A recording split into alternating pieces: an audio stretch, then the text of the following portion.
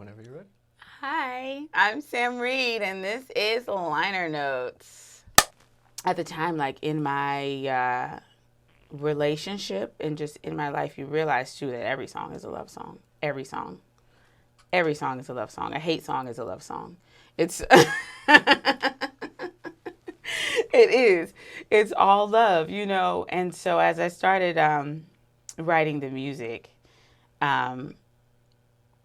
no matter what came out, I knew that for me, and kind of just even realizing this in this moment, I've had a great, really clear, reflective, awesome week. So this is a good way to Thank you, schedule. Yes.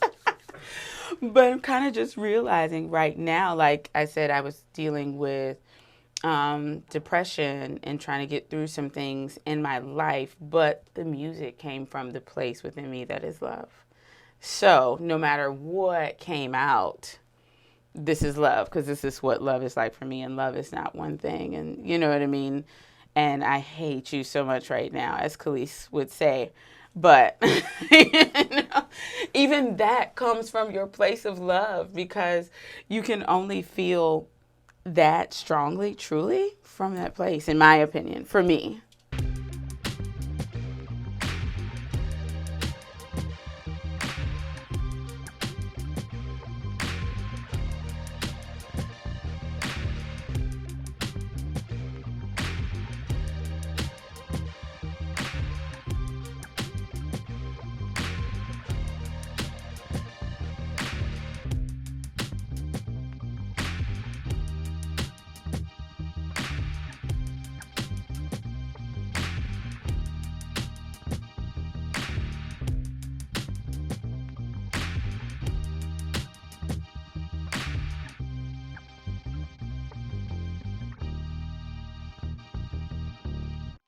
Before we get started, let me explain why there's food on the table. Yes.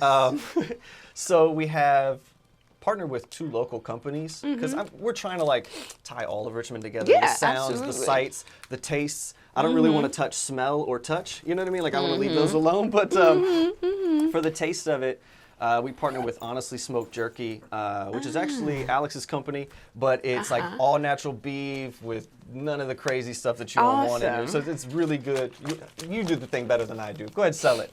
I don't have a mic on, but it's all domestic grass-fed beef, no preservatives. It's smoked on real hickory wood. You know, it's not put in a dehydrator with no artificial smoke like most companies. Bam. And 2 VCU graduates on it. Awesome. And then we have Handy Woman Creations Sweet Shop, who made these wonderful like chocolate dip pretzels and cake pops and all of the wonderful lovelies. So I know it's tempting when things sit here in front of you. So, but feel free to grab that's here for you. We got some for you on the way home too. Yeah. Weakness, my weakness. I know, and you know how hard it is for me to sit here being like, I got to do three interviews today, and I can't eat a cake pop each time. I mean, I could. You could, yeah. You'd be like Ant. He had what, like 3 of them? Ant had all the jerky is what Ant had. I love that guy.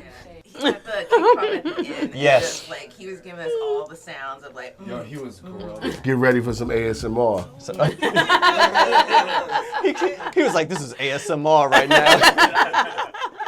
Yeah, Ant was funny. Ant did like a whole commercial for Honestly Smoked Jerky. I believe it. He held it up and what was the slogan? He was like, honestly smoked. Oh, hell yeah. It was great. It was a great ad. It was perfect.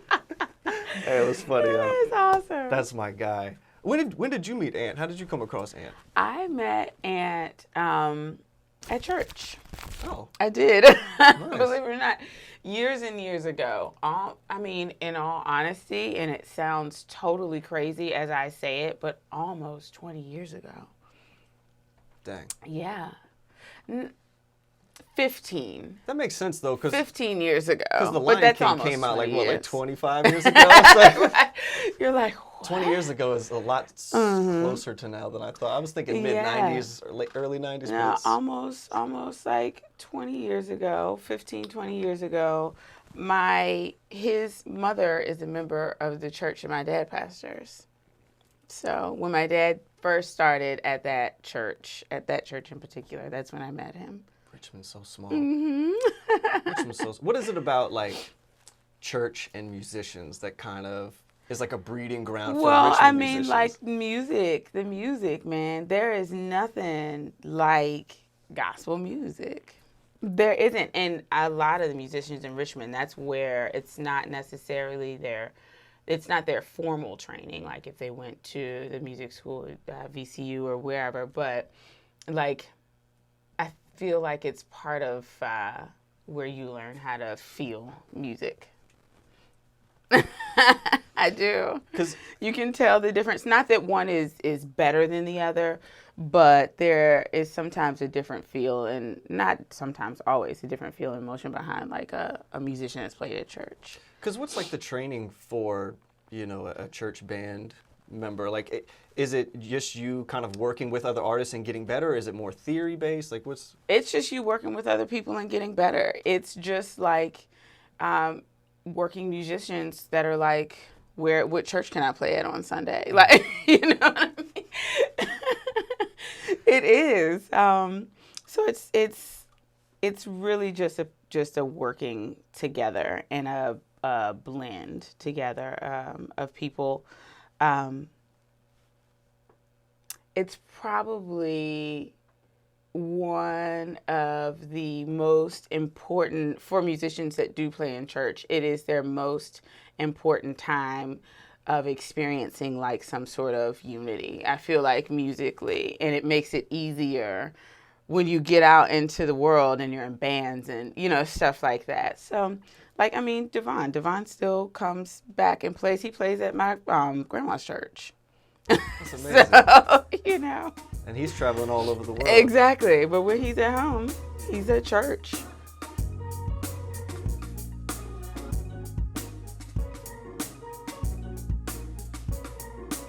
When I was 3, I told my mom I wanted to be a singer.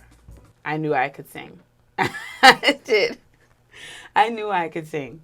And I told her that I wanted to be a singer. I started singing at church, like when I was 5 years old, in the choir. And it's funny. I don't know what could have happened, like mentally or spiritually, but at 3 years old, I was like, I want to be a singer. And then as I got older, I was like, I am deathly afraid to get up here and sing. And it was like, and I was that way until I was like in my early 20s. How did you get over that? I just did it. Just did it? Mm-hmm. Nothing else you can do. At what point did you start getting over the fear and start just singing in front of people? I was singing in a choir, a traveling choir called In Due Season.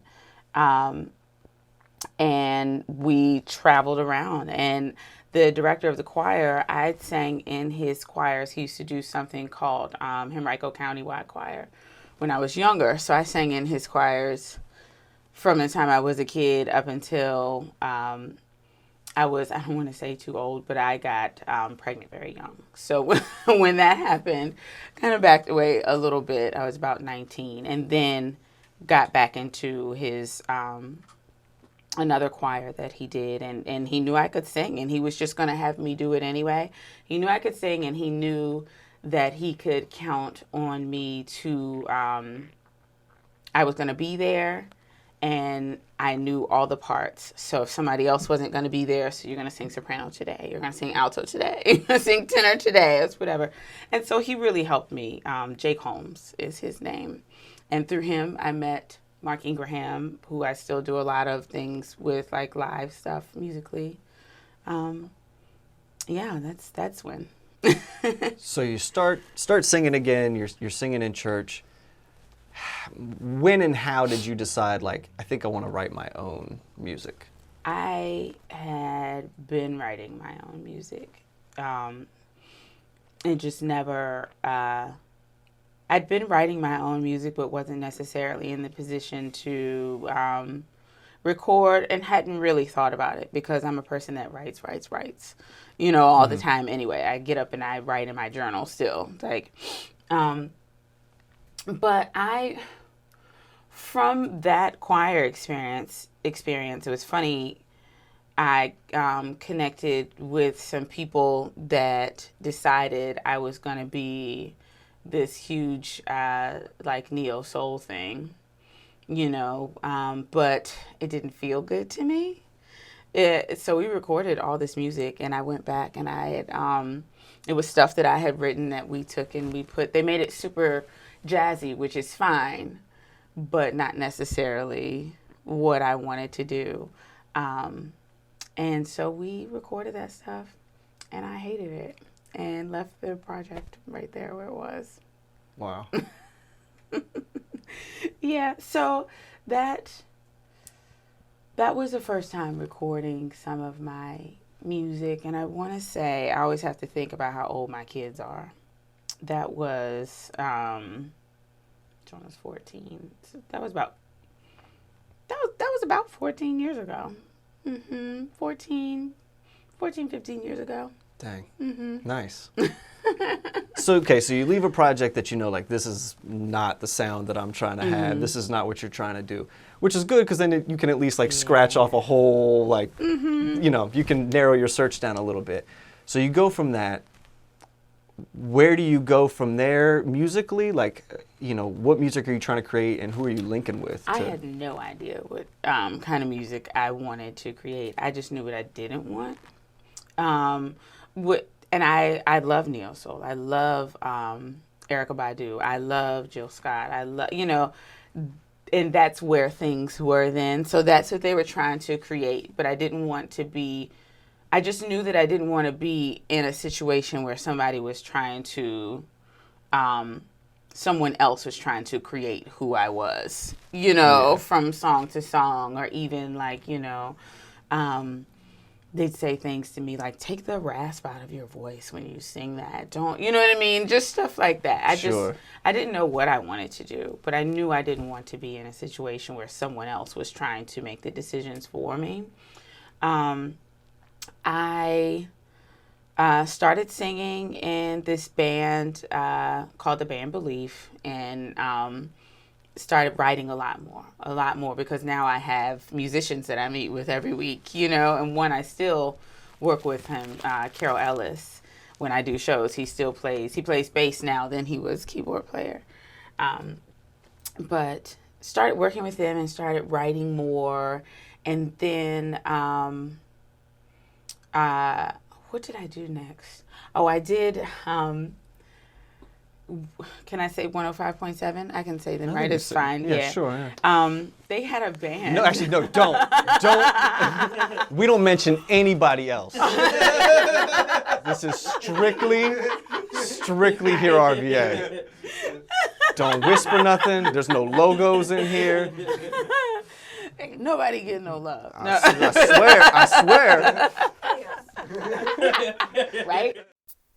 It actually started with my mom. Like, I went grocery shopping with her and was starting to see all of the options that are out there. I just was like, I can make all kinds of pretzels. I would come up with a bunch of cravings and then start selling them at work. Like, I spent a lot of time making sure every detail is perfect. I just knew whatever was gonna come out was gonna be real because I live and breathe this handwoven creations.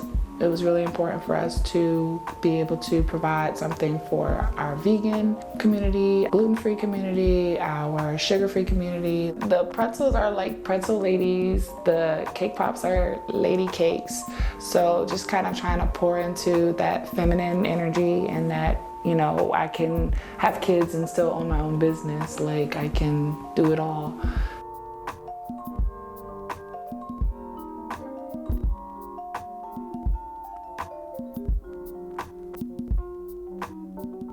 They had this grand idea because Dee Dee Renee, who now works with Tom Joyner or something like that down in Houston, she was a radio personality with them and she can sing. So they decided this whole thing that they were going to build an all-girl band around her. So I auditioned and I ended up being in the Heart and Soul Band. I think that's what we were called. It was for the the Stone Soul. Maybe we were called I don't know what we were called. But the Stone Soul Festival, which trying to put together this all band, which was hilarious to me because there were still men in the band because it was hard to find all female musicians. It just was. I think that, I could talk about that for days and days, so I won't right now. But, and there, I met a woman named Free, and she is a violin player, and she had done college tours and played with Common and stuff like that, and she knew of a band that was looking for background vocalists. That's what I was doing in the Heart and Soul band, just singing background vocals. But she told me that her friend Maurice Jackson from Photosynthesizers needed some background vocals, and I went and sang for them and met them, and that ended up being a really great fit. It's him and Joshua Bryant. And that, for the next few years of my life, was it was like school for music writing and just brainstorming and being able to work as a team with someone on my ideas and understanding how I wanted my music to sound, or, just getting together every week to create what was in all of our minds. Mike Medic, Maurice Barcodes is what a lot of people would know him as, Josh, Dr. Data, who else? Wade Per Year, Nick, I can't think of Nick's last name, it's been so long, played the drums, but it was really one of the most fantastic experiences that I've had in my life, and I learned so much. And I also learned that, going back to what you were saying, what type of music or who I wanted to work with, I learned that can change from song to song, and it's fine. Genres aren't real. They're not. So, if you want it, and not saying that because other people feel differently, but for me, in order to be authentic in my music, I couldn't say, oh, I'm a neo soul artist. Oh, I'm this artist. I'm that. I couldn't do that. Sure. So. You want to have a dance party? Yeah! Oh, awesome. Ooh. Hey. Hey, you like a dance move? Hey. Oh, we're synchronized, bro. Look at that. Oh, we're out of here. We tricked you. Mashed potatoes, applesauce, buttery biscuits, and I get lost. Yes, y'all. All right, so now you're in it. You're doing music. You've been to school. Yes, you've been to it was school. Mm-hmm. Tell me about the experience of putting together This Is Love, and what was that like? Because that's one of my favorite albums. I play it so often. By the way, it's available on Bandcamp. You can go buy it. It's cool. Get it, right? Right? Right. Booyah. Where's my money for that? It is. Right. I will make the check out too. That was a wonderful experience, thanks to DJ Harrison. It was a wonderful experience. I met. Look, I have to think about his stage name, his DJ. You know what I mean? Because it's your friend. Yes, let me put it out there. Yeah. Yes, but we met super random. My sister was getting married, and my cousin CJ Boyso, who also plays at church with DJ Harrison, DJ Boyso, he was singing in my sister's wedding as well. And he played some keys. And my sister, I believe she's thinking, well, he can just play for both of them and they can sing or whatever. And he was like, no. So that day, the day of the wedding, he said, my friend Chocolate is going to come. I don't know if y'all know That's another thing that if you're from Chester, that's what he is called, Chocolate. This guy knows. So, my friend Chocolate is going to come and he's going to play the songs while we sing. And I'm just like, okay, whatever. Day of the wedding, we had never met, hadn't gone over, anything with him. We went downstairs in the fellowship hall and ran through the songs. And Chocolate was DJ Harrison. So that's how I met him, very randomly.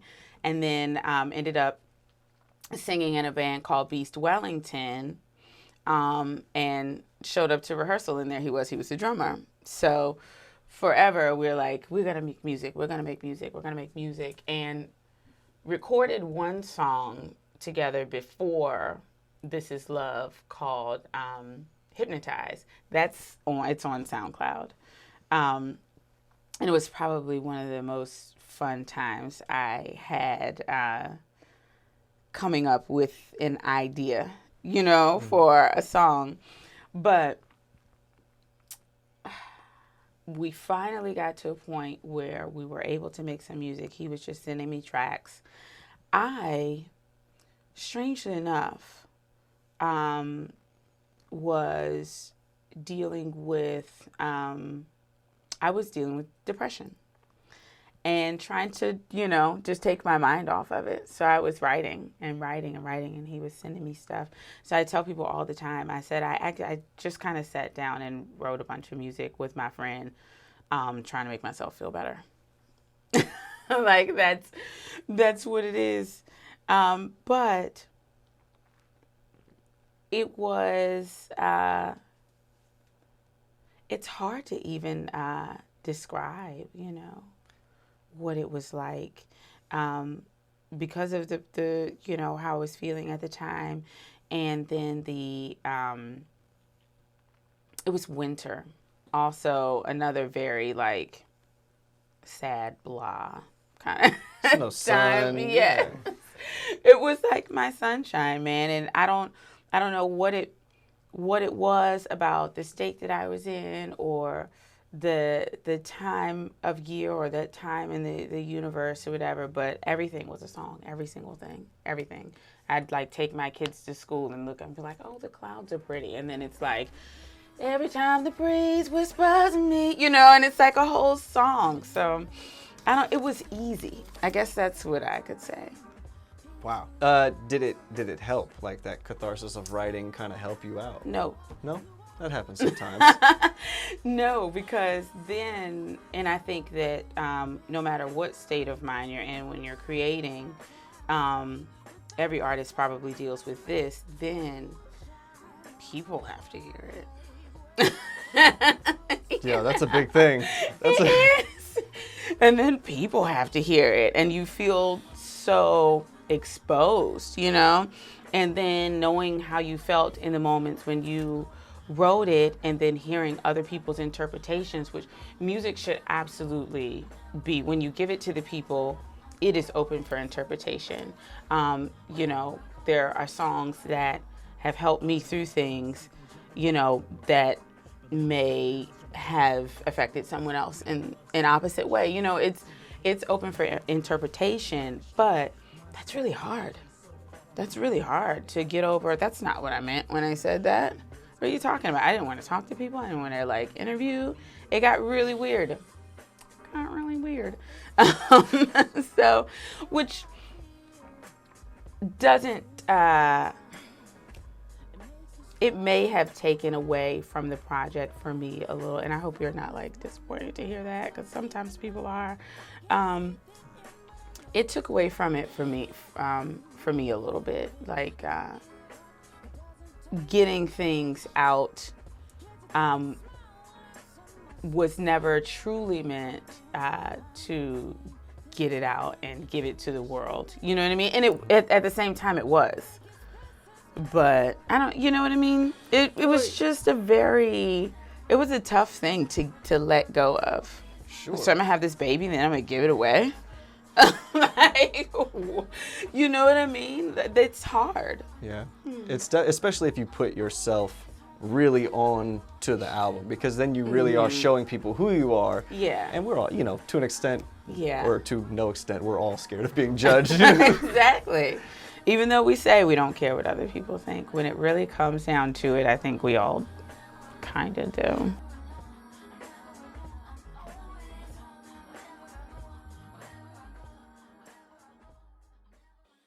I picked up a theme or a reoccurring thread that you had in some of your songs of this idea that love is reciprocal. Like it's very much like, I think you say a couple times, like, you got to do all the things you did to get me to keep me. Love ain't free. Right, you know what I mean? Yeah. Like, this idea, what kind of led you to kind of have this theme throughout and that empowerment movement of just calling it like it is and trying to have people both put into a relationship? And I used to always say, I don't write love songs. I hate love songs. I don't write. I used to say that all the time. Like, I'm not really interested in writing love songs. And that was during the time I would say that I was with photosynthesizers, even though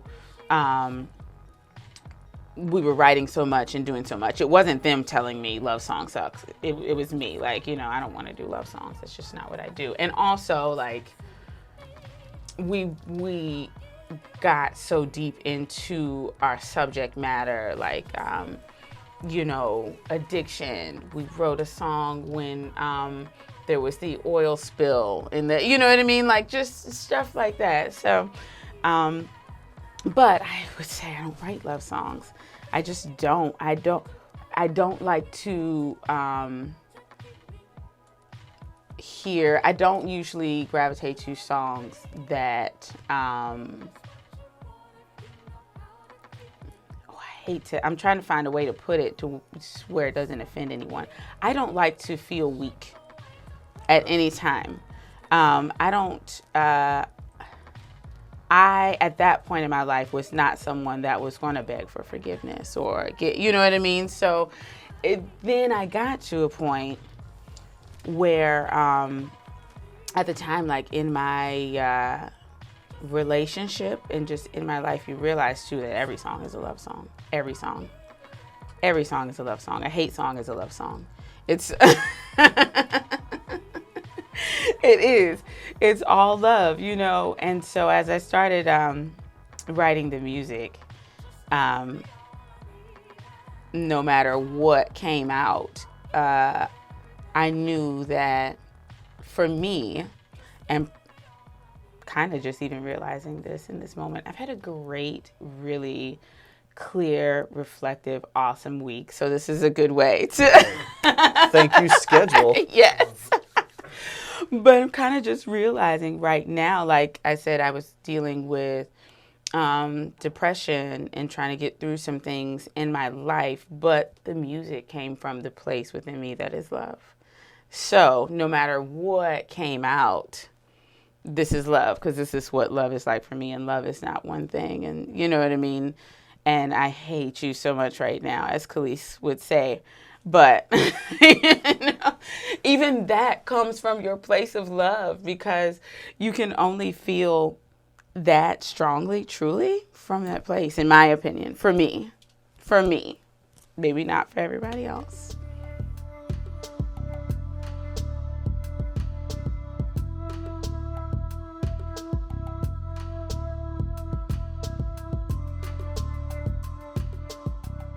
Can I say that you have one of the great Richmond legend shows that I always hear about? Like, people are like, oh, were you at the house party on this street in 03? And I was like, nah, I wasn't at that. But yeah, you have one of the legend shows with, Really? I believe it was your album release party with Kings and Butcher Brown at the Camel.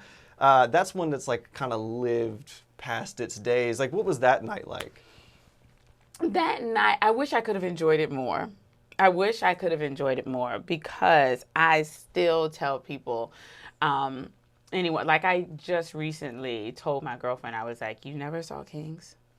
You really missed out. Like, you really missed out, because it was amazing. So I wish that I could have enjoyed this show more, because you're in like that mode of, okay, now I have to get up here and perform, and I have to, what am I going to sound like today? And it's a little worrisome. That's how I felt on that day. It was. But like, to have them there meant the world to me. There are two songs on the album that they came in and played, Butcher Brown. It was awesome to have them there because not only are they, everybody knows how fantastic Butcher Brown is. Everyone knows. You can't not know. Like, everyone knows. But I consider those guys my friends, and I think that that's really cool, and it makes me feel cooler. You're cool. You know, I think you're cool. that I can like hit those guys up and they would answer or show up for me. You know what I mean? So no, that was awesome. But I wish that I could have felt like I do when I go see Butcher Brown now. Like, I went to go see Butcher Brown. It was the first thing that I got to see, like, in this weird pandemic, plague, end of the world, what's happening. Yeah. Like, that I got out to go and see. You know, they were the first band, and I just stood there and cried. So I did not get to do that at my album release party because you have to be on. I had someone style me, which was fantastic because she made me these great clothes and everything like that, and styled me. But she had me in these shoes that were like, I'm not even exaggerating, the heel on this boot was ridiculous. So that was like, I had to kind of focus, you know, the entire night. Those shoes didn't stay on. Yeah, you gotta sing didn't. correctly, perform, and stand up straight. Yes. And just also being kind of overcome with emotion, because any artist, anytime, any show, you don't know if people are coming. Yeah. You don't know if people are going to show up for you. Even a lot of times, you know, like, you'll have ticket sales or whatever. The bulk of those ticket sales happen like last minute. So you've spent a month and a half, like, are they coming? I don't know. Are they even going to show up? Like, so I was super overwhelmed that people even came in and showed up in that way for me. And I thought that was really beautiful. It was a good night. It was a good night. I feel like my answers are so long, man. I'm sorry. Luckily for you, there's no time limit. I'm Alexander and this is Garrett. I'm Garrett. We're honestly smoked. We found out we lived across the street from each other in college, and we were always cooking stuff in the backyard when jerky came into play. And I had a recipe that I had messed around with. We went in, you know, that top spice, you can see it is bold. There's a lot of minced garlic, there's black pepper, there's smoked paprika, there's cayenne, there's garlic. There's all these great things in there that you just won't know. It's so textural and so vibrant, and then you bite into it and it's like boom, and it just lights you up. And not to be cliche, but we made our product with love. We started this because we both ate a lot of beef jerky. We'd go to the grocery store. And we still do. And of course we still do. Shout out 3 Notch Brewing. 3 Notch Brewing. Collab House in Scott's Edition, our Who Smoked All the Porter recipe that was a companion beer to the Mild Child Jerky. And we were gonna try to take that and rummage that into an awesome little holiday flavor for y'all. If you type in here RVA, we haven't made this promo code yet, but it will be live by the time this is. Yeah, you are in the future, and this promo code is now live. Exactly. So if you use promo code RVA, you will get 25% off your entire order. The show you were talking about, that was the one at Mainline with Butcher Brown? Yeah. So I saw you there that night. Well, no. Did I not see you there? Yes, I did see you there. Okay. This, see, I was there. Though, what? You got to make sure the wife knows that you went where you said you were going. You know what I mean? I did see him there. And you know what? I am talking about, they did a show at Brambley. Before that, okay, they did a show at Brambley, but it was just before, like, things got shut down and no one was doing shows. So it was like, maybe we can do it, and they were like, no, we can't do it. But right before they said, no, we can't do it, Butcher Brown did a show. Nice. Which was great. It was great. So you seem to be like, you don't seem to be like, you are a person that works with your friends when you make music. Mm-hmm.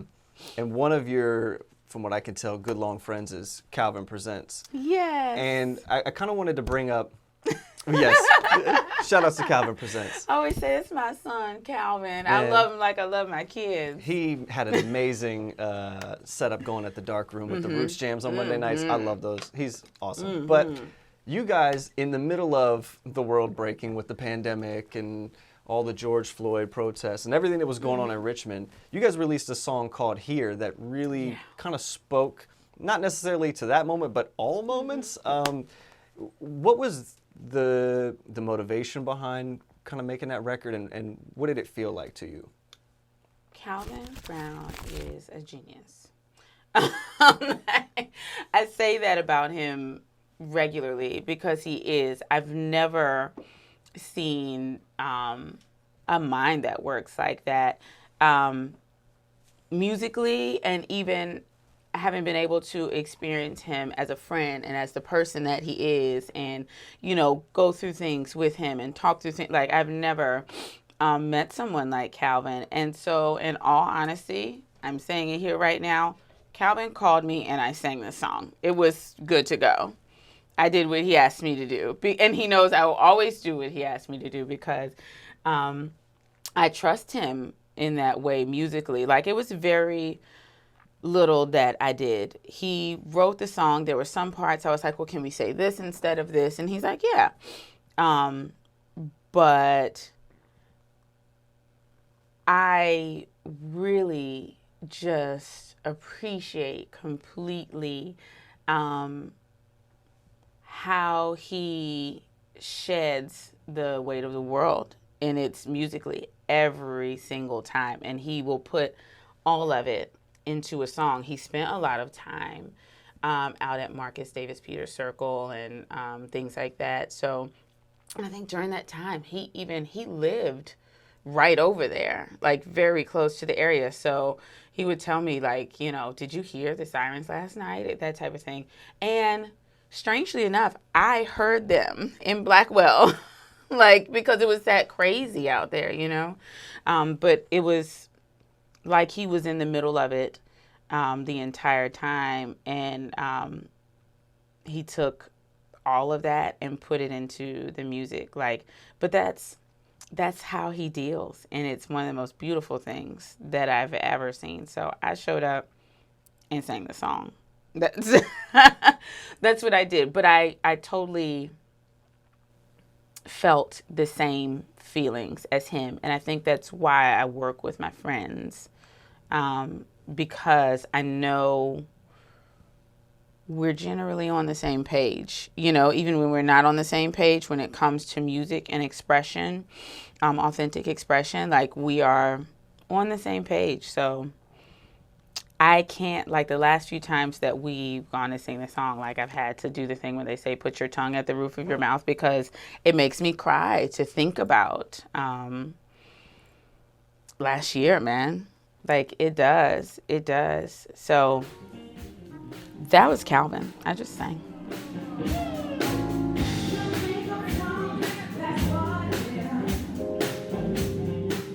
I feel like a lot of people call you to sing at different events and with their different groups and things. And I sometimes, like, at like Friday Cheers with Butcher Brown, they were there, they pulled you up on stage. And, yeah, at a really weird time. I was really out of it. I was like, I am lit, guys. I got a text message.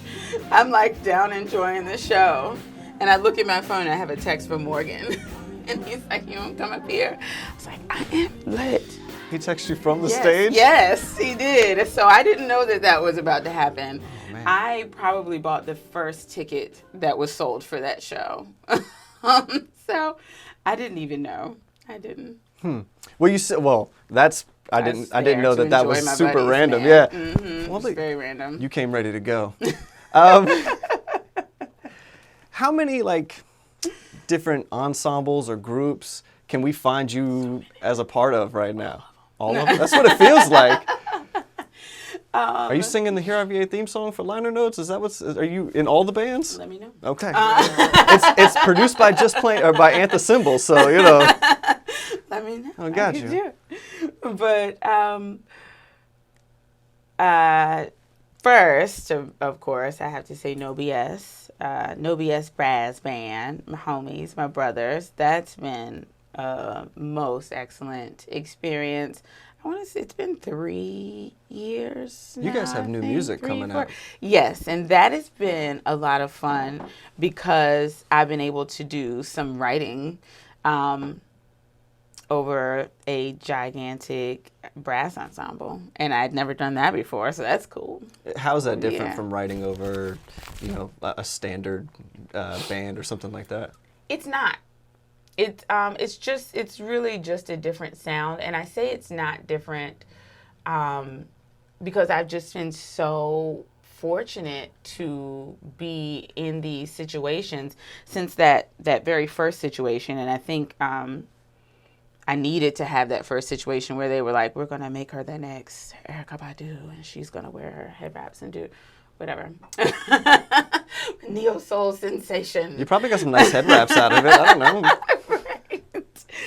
But I think I needed that experience to learn how I didn't want to do things. And so now in every writing experience that I have, or every band experience that I have, I'm with friends. So it's kind of like the same. It's, I can have a very, very big voice. So it's fun. I almost feel like we have this song, we just shot a video for it Monday. We have this song called Vibrate Higher. And I feel like I'm on Broadway. I feel... Just because, it's that big singing. It's very theatrical in a way. And also, just working with them, period, I tell people all the time, I said, No BS is the best pep rally you'll ever go to. The best pep rally you'll ever go to. For sure. And I was a cheerleader for almost 10 years, so I'm on it. Like, yeah. Y'all just upgraded. Yeah.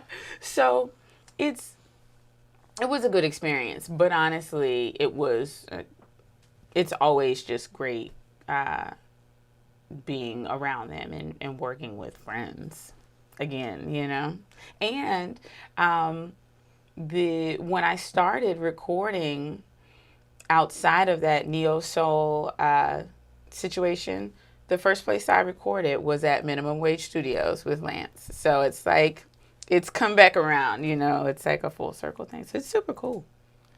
Well, if it's come back full circle, that means you got to start another rotation, right? I always, sometimes I'm like, how many rotations are you going to have going at once, Samantha?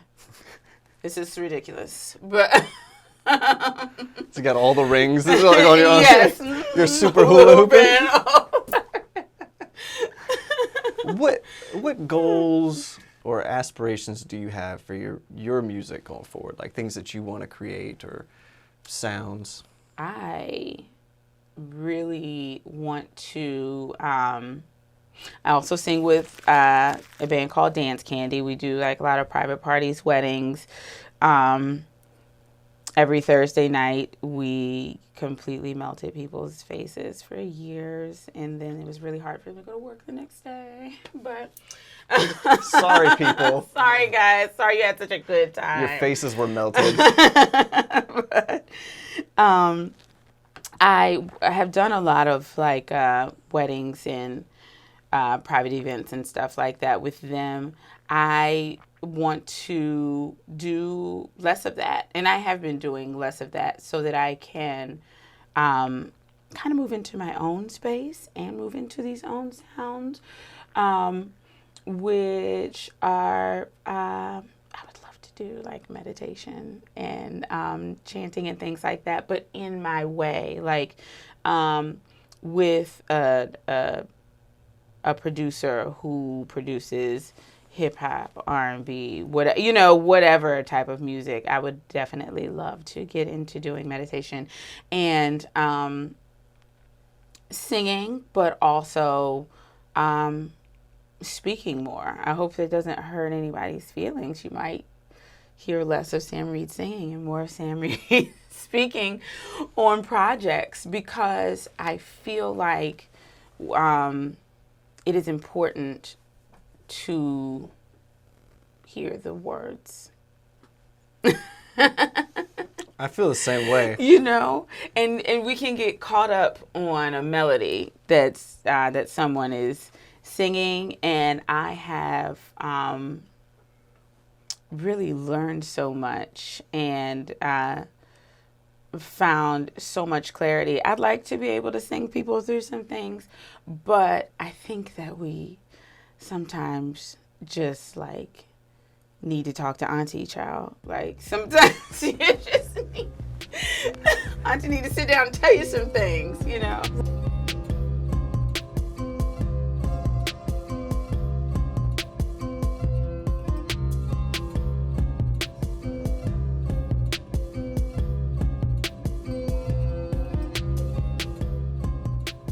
If you are someone who has worked with me musically before, especially like the guys in my bands and stuff like that, I don't necessarily, I'm not even going to say that, I don't enjoy being the focus of a thing. I don't. Sorry to have you on here. No, it's fine. Thank you for giving me a platform to tell people that. But I'll don't look at her. Nobody. Don't look at me. Sorry. Right? Yeah. The whole time. No. It's thank you for letting me be my authentic self here. But no, I really love to showcase other people musically, even if I am a part of it. Like I just hit Kanika up yesterday. I have I'm doing a set for the night market on November 13th. And I was like, hey, you want to come sing some songs? Because I don't, you know, are you coming to see me? Or, you know, I don't care. Like, but if you're coming to see me, how about you see my friend too? How about you check her out? I think she's awesome, you know? You're super humble. You know, and I guess that's what it would be called. I'm just like Sam.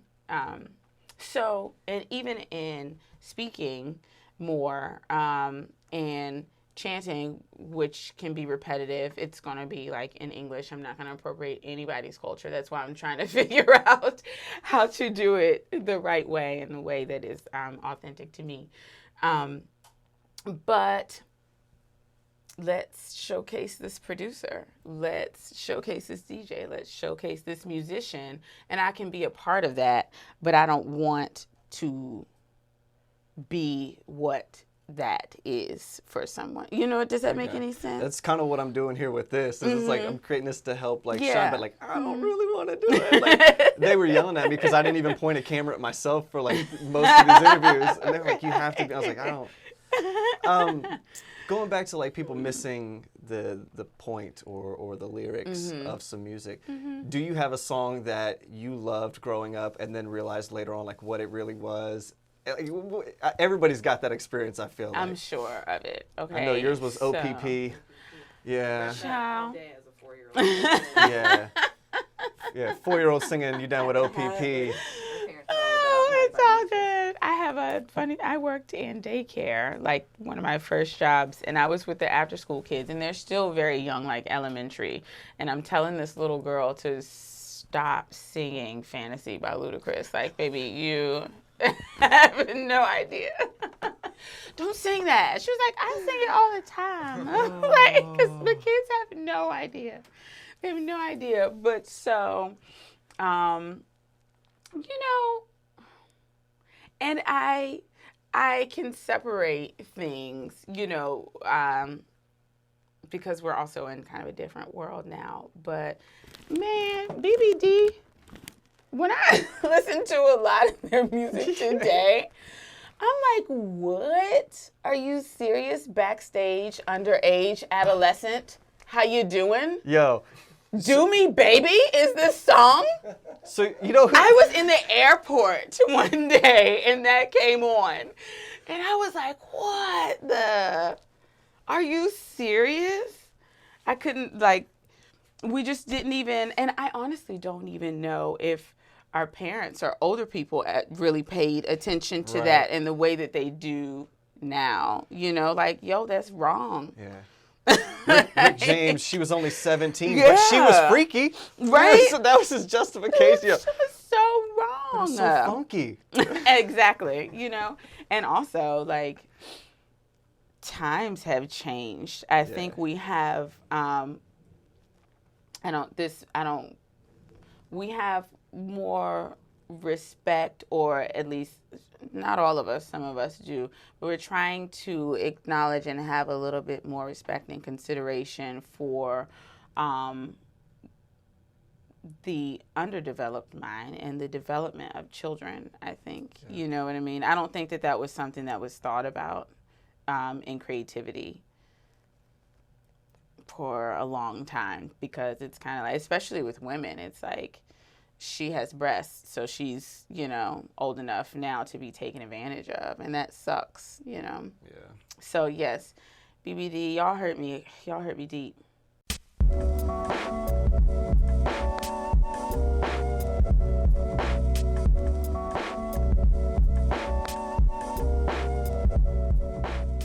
Nah, I've had so much fun, and unfortunately, I'm more in love with you now than I was before.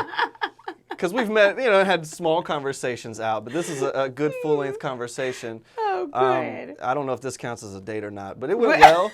You gotta give her gifts. Oh yeah. Oh, and I brought you a gift. Nobody else did. No, I'm joking. No, we got you something to take home. We just want to say thank you. Take home some sweets, some honestly smoked jerky, some handy woman creations, here RVA mugs, some stickers. Just we wanted to say thank you for your time, for coming out, and we really appreciate it, and allowing us to kind of like let you tell your story. Like that's what we want to do. We find so much fun in it, and we love your music. So thank you so much, guys.